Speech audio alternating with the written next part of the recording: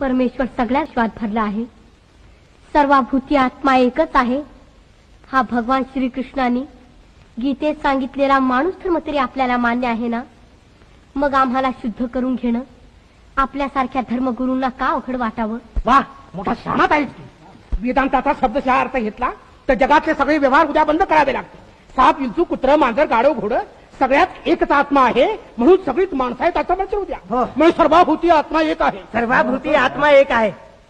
बघ बघ, बाहेर तो रेडा चाललाय. अंत रेड्याला इकडं. त्याचं नाव देखील ज्ञानात आहे. मग त्याचा आणि तुझा आत्मा एकच का? होय, एकच आत्मा सर्व रूपाने नटला आहे. त्याचा आणि माझा आत्मा एकच आहे. असं मग फोड बघू त्याला तुझ्यासारखी वाचा. आणा त्या रेड्याला इकडं. चला चला,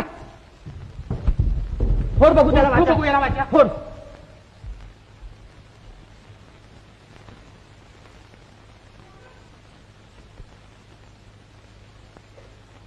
ओम सहस्र शीरेखा पुरुखा.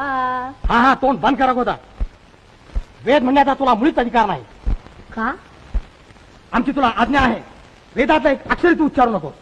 परमेश्वराची प्रार्थना करण्याचा अधिकार सगळ्या जीवांना आहे.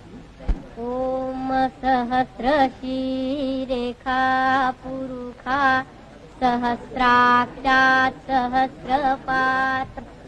अग्निमीळे पुरोहितं यज्ञस्य देवमृत्विजम् होतारं रत्नधातमम् अग्निः पूर्वेभिर्षिभिरीड्योतनैरुता सदेवाम् एह वक्षति अग्निनार इमश्नवत कोशमेव दिवे दिवे यशसौ वीरवत्तमम्.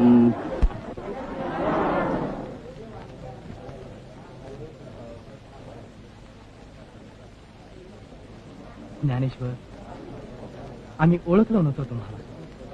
तुम्ही मुलत ब्रह्मवेत्ते खरे ब्राह्मण. आम्ही ब्राह्मण्याची नुसती प्रतिष्ठा मिळवतो. क्षमा करा.